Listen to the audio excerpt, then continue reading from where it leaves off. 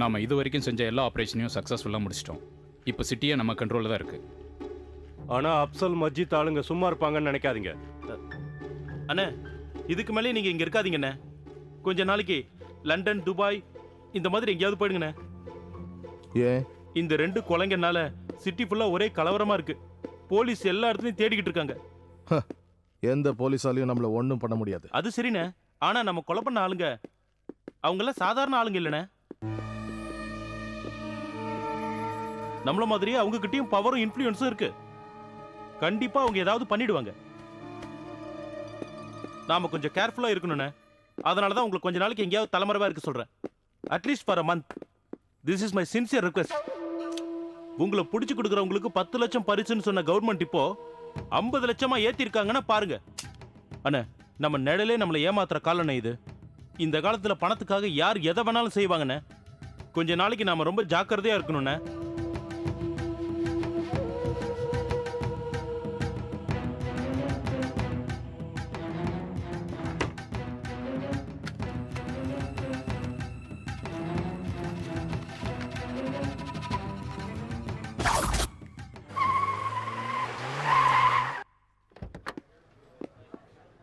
ஓகேண்ணே, கொஞ்ச நேரம் வெயிட் பண்ணுங்க.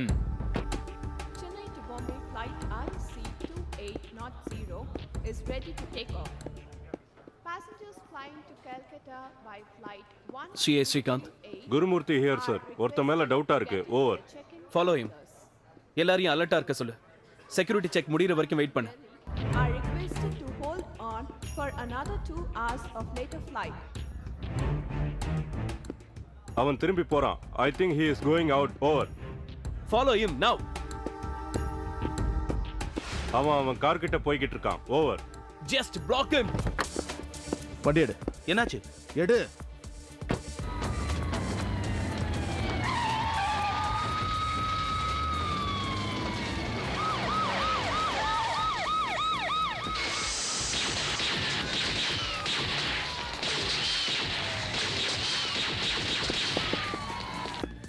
நகருங்க, எல்லாரும் நகருங்க. Come on, move. நகருங்க, தள்ளுங்க. குறுக்க வராதீங்க, தள்ளி போங்க.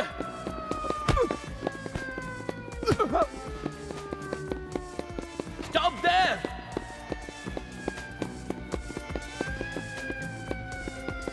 Come on, எல்லாரும் கீழே படுங்க. நில்லு. Don't move.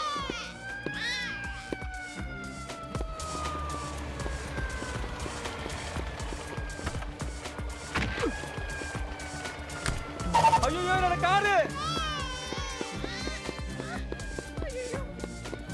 நில்லு, இல்ல நான் ஷூட் பண்ணிடுவேன்.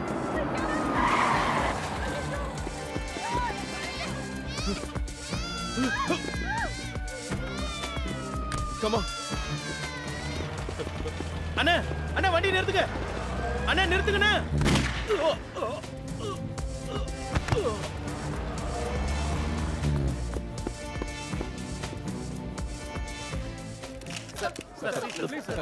You don't tell my responsibility.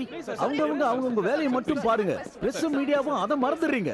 அவன் மண்டைய பிச்சிட்டு இருக்கான். இவங்க ரெஸ்பான்சிபிலிட்டி பத்தி பேசுறாங்க. கொஞ்சம் விவரமா சொல்லுங்க சார், எங்களுக்கு புரியல. Sir please 1 minute sir. பாம்பேலயும் கல்கட்டாலயும் தொடர் வெடிகுண்டுகள் நடந்துகிட்டு இருக்கு. அதே மாதிரி நம்ம சிட்டிலயும் நடந்திருக்கு. அதுவும் பட்டப்பகல 2 கொலைகள். இதுக்கு என்ன சொல்ல போறீங்க? அமைதியா இருங்க. நான் தமிழ்நாட்டு பிரதிநிதியாவும் சென்ட்ரல் மினிஸ்டராவும் எனக்கு எல்லா விஷயத்துல ரெஸ்பான்சிபிலிட்டிஸ் இருக்கு. We will not allow these divisive forces to our country. நம்ம நாட்டுல அமைதியை நிலைநாட்ட நாங்க எந்த நடவடிக்கையையும் எடுப்போம். இதுக்கெல்லாம் யார் காரணங்கிறத நாங்க கண்டுபிடிச்சாச்சு. போலீஸ் சீக்கிரமே அவங்கள அரெஸ்ட் பண்ணுவாங்க. யாரு நம்ம நாட்டை பிளாக்மெயில் பண்ண நாங்க அனுமதிக்க மாட்டோம். We will spare no efforts. இவங்களை பிடிக்க நாங்க முழு பலத்தோட செயல்படுவோம். Police will catch them very soon. This is for sure. I can assure you behalf of our government. இது போன்ற தீவிரவாத செயல்களை கவர்மெண்ட் என்றுமே விட்டு வைக்காது என்று உறுதியாக. அவன் சொல்றது சரிதான். நமக்குள்ளேயும் உளவாளி இருக்கான். இல்லனா போலீஸ்க்கு நான் எங்க போறேன்னு எப்படி தெரியும்? என்ன பாக்குற? பதில் சொல்லு. அண்ணா, அது என்னன்னா நோ. இந்த இடம் சேஃப் இல்ல. இங்க இருந்து கிளம்பணும்.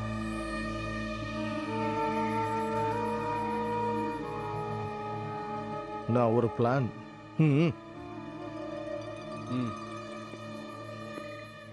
ஒரு பிளான் இருக்கு. There is a safe place. Pondicherry. அங்க எனக்கு 4 பசங்க வேணும், சின்ன பசங்க, and that too without any police record.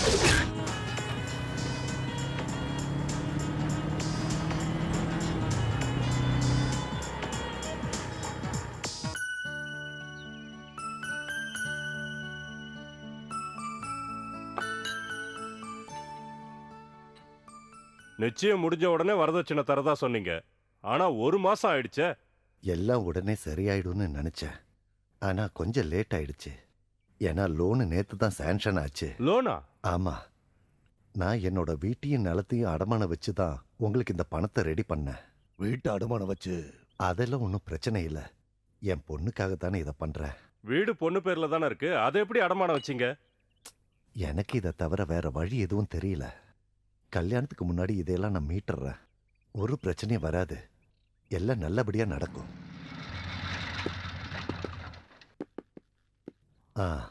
என்னாச்சு? பேங்க்ல கொஞ்சம் டிலே ஆயிடுச்சு, அதான் லேட் ஆயிடுச்சு. இங்க வை.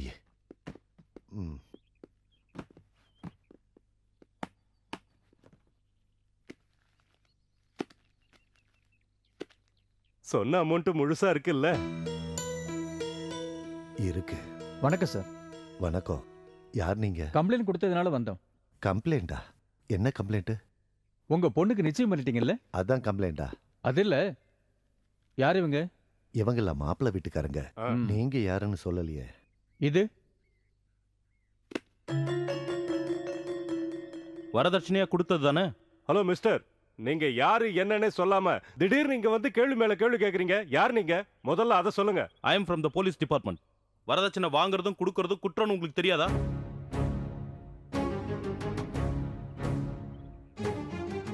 அது என்னன்னா, you have done a cognizable crime punishable under the Dowry Prohibition Act. வீட்டுக்குள்ள வந்து போலீஸ் அது இதுன்னு சொன்னா எங்களால் நம்ப முடியாது. வாரண்டே இல்லாம என்னால இப்ப உங்களை அரெஸ்ட் பண்ண முடியும். I have the power of Dowry Prohibition Officer. Who is Anu? நான் தான். நீங்க தானே கம்ப்ளைண்ட் கொடுத்தது? ஆமா. நம்ப வச்சு ஏமாத்தீங்களா? அது நான். You are under arrest. எங்களை மட்டும் அரெஸ்ட் பண்ணா பத்தாது, இவரும் குற்றவாளி தான். இவரை அரெஸ்ட் பண்ணுங்க. அதெல்லாம் கோர்ட் பாத்துக்கோ. வாங்க போலாம். வாங்க. ஸ்டேஷனுக்கு நீங்களும் வர வேண்டியிருக்கோம்.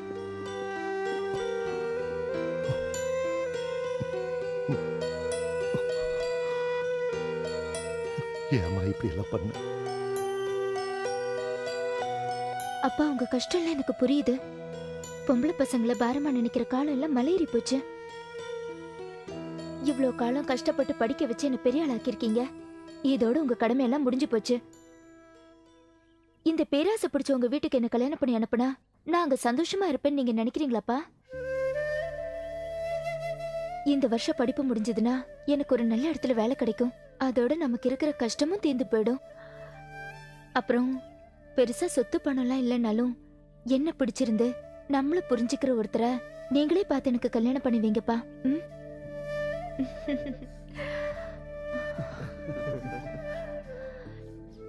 நமக்கு துணையா எப்பவுமே இவங்க இருப்பாங்க.